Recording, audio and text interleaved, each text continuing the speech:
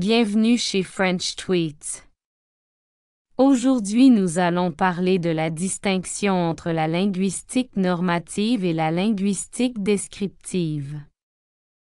Il est important de saisir la différence entre ces deux types de linguistique, normative et descriptive.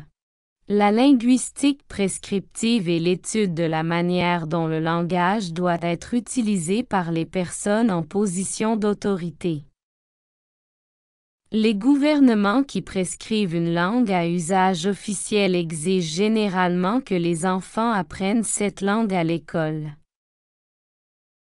La linguistique française prescrit comment les mots doivent être utilisés.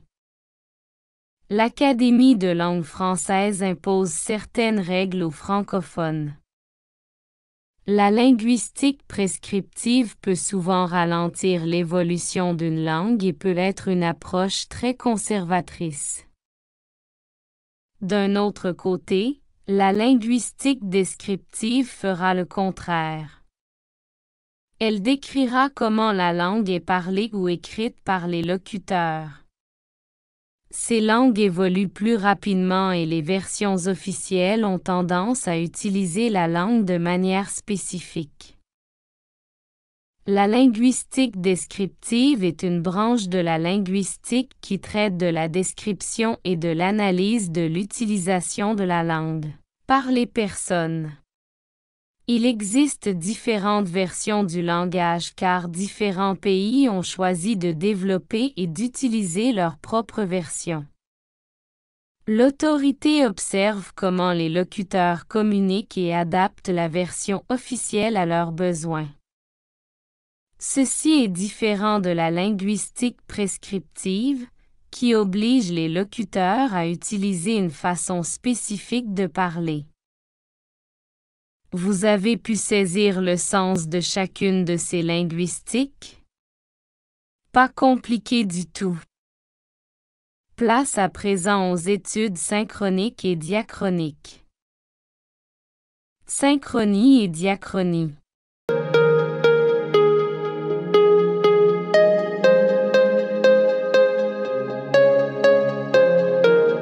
L'un des aspects les plus intéressants du langage est sa capacité à changer sur une longue période de temps.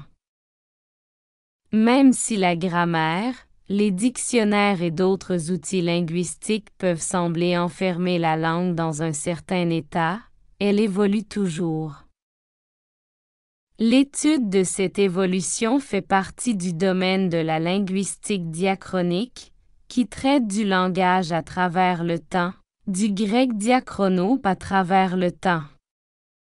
Donc, par analogie, il est certain que le langage est vivant. Cela signifie que nos grands-parents ou arrière-grands-parents n'utilisaient pas le langage exactement de la même manière que nous. L'introduction des ordinateurs a conduit à une série de nouveaux termes utilisés dans notre monde moderne. Nous parlons de courrier électronique, d'Internet, de téléchargement, de fax, etc. Cette évolution devrait produire des changements majeurs dans le langage dans des centaines d'années.